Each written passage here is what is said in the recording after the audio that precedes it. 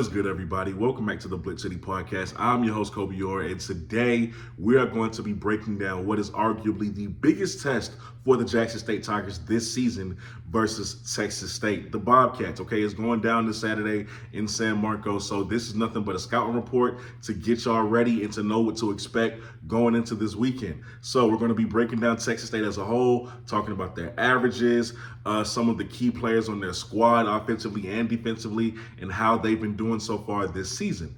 So, also, keep in mind, if I look down a lot, it's because I'm looking at my notes. Obviously, this is a lot of information to remember off the top of your head, so just keep that in mind. Forgive me for that.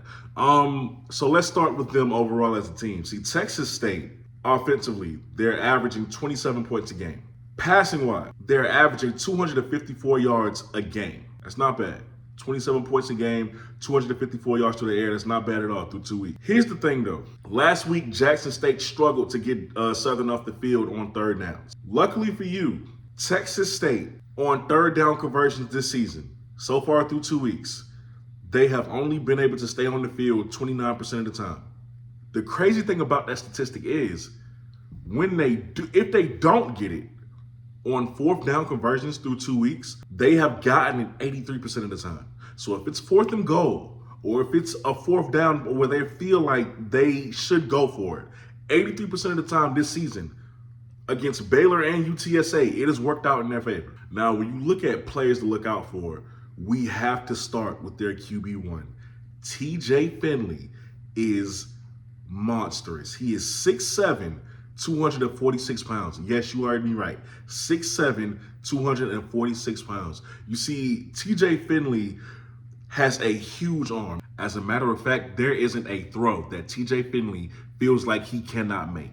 That is how big his arm is, and he's accurate as well. Now, at 6'7", 246 pounds, you might think to yourself, maybe he doesn't move that well. Maybe he's not a runner like most QBs that size are. You would be wrong. He has designed runs. He moves gracefully in that pocket, and you saw that on display versus Baylor and even UTSA, as close of a game as that was. And the thing is, when he takes off running, get there quickly. Fight off of those blocks. Get there quickly, because if he gets a full head of steam, 6'7", 246 pounds in the heat, who wants to tackle that consistently, even if he's a quarterback? So TJ has a total of 151 QBR. So far this season, he is 38 for 60, which is a 63% completion percentage. He has 509 yards and 3 touchdowns.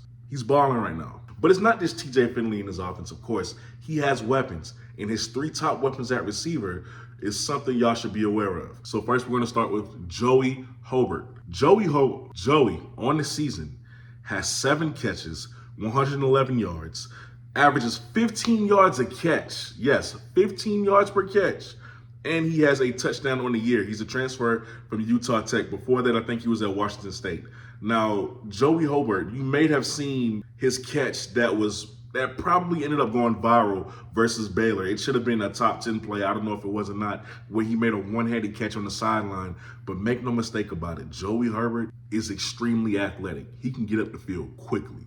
Do not underestimate his athleticism. Now, what's important to mention about Joey's is that 6 of those 7 receptions came versus Baylor. Last week, he only had 1 catch. So let's see if he can bounce back versus Jackson State. You hope not, but let's see. Then you got Kale Wilson. Now, the thing about Kale Wilson is that he keeps a very private social media presence. So unfortunately, there's not really any clips for him to find. So let's run through him really quickly. On the season, he has 9 receptions, 134 yards, and he averages 14 yards a catch.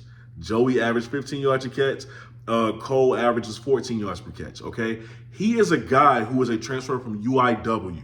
Last year in the FCS playoffs in the second round, he was the one who made that game-winning touchdown to advance them to the third round. Obviously, UIW, if you don't know, would go on to the semifinals where they would lose a tight one. And his third favorite target, Ashton Hawkins. Ashton Hawkins has been there. I don't think he's a transfer. 8 receptions on the year so far, 99 yards. Averages 12 yards a catch. These 3 receivers are getting off. When it comes to Ashton Hawkins, he's quick, he is very shifty, and he's a deep threat. What works in your favor is that, I don't know, I forget if it was last week or week one. For as accurate as a ball as TJ Finley delivered to him, there were a couple drops that he had that was his fault entirely.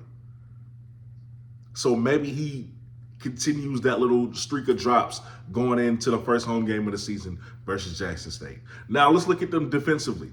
Defensively, I cannot lie to y'all, Texas State is very impressive. They are third in the nation so far in tackles for loss, third in the country.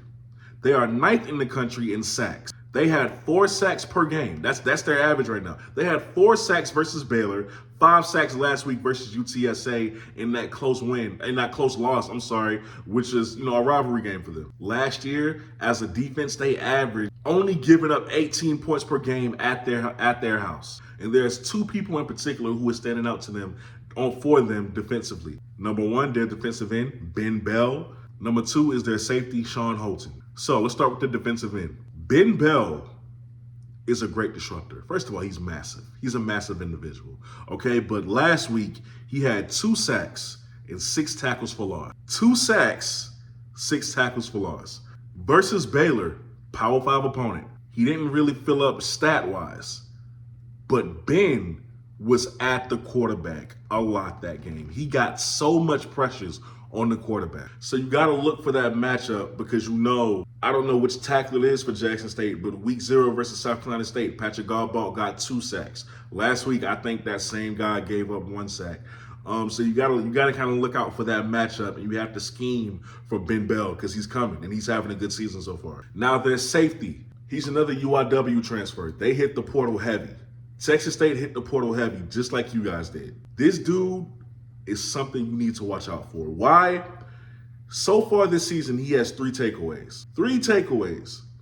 Last week, he had a forced fumble in the 4th quarter, keep in mind, of a very close game. There was no margin for error in that game. And in the 4th quarter, he came up with a forced fumble. Against Baylor, I think he had the same effect. You have to watch out for him because what he's going to try to do is, if somebody already has your ball carrier wrapped up, he's going to come and he's going to try to punch that ball out. So ball security needs to be on the agenda for this week of practice as well, especially when it comes to him. Overall, Texas State is a very formidable opponent. This is not going to be an easy win, but y'all knew that coming into it. What you have going for you is guys like Jason Brown, who beat TJ Finley, who is looking forward to this matchup again. You have Irv Mulligan. You have Rico Powers. You have pieces. I would like to see them use Andre Hunt a lot more, get that speed going. I would like to play calling in the red zone or in 3rd and goal situations or 3rd and short situations I would like to see it make more sense, if that makes sense. Overall, Texas State will not be easy by any stretch. But if you play the game that I know you guys can play, you could pull it out. I don't think, this isn't going to be a 2-touchdown win or a 3-touchdown win. It'll be a close game. But this is a game that you guys can pull out. The important thing to remember when you're playing these FBS opponents is never to look at the name on the jersey and get scared by it. They are athletes just like you are. Okay, they aren't even the top tier programs in the country. Don't give them that respect like they are. That's the main thing. You put your pads on the same way they do. This is a winnable game. So let me know what you guys think down in the comment section below. Let me know what you think you need to do to beat Texas State. What are some things you want to see done differently in this game? With that being said, y'all are watching the BlitzCity Podcast. I'm your host, Kobe Orr. Look for my channel for more content because it is on the way. I still got to do a Keys to the Game for you guys, as well as FAMU and all of these other schools. Now that my team is on a bye week this week. If you are not subscribed, please consider doing so. Please like this video, share it so that other people may like it as well. And I'll catch y'all next time. I'm out. Peace.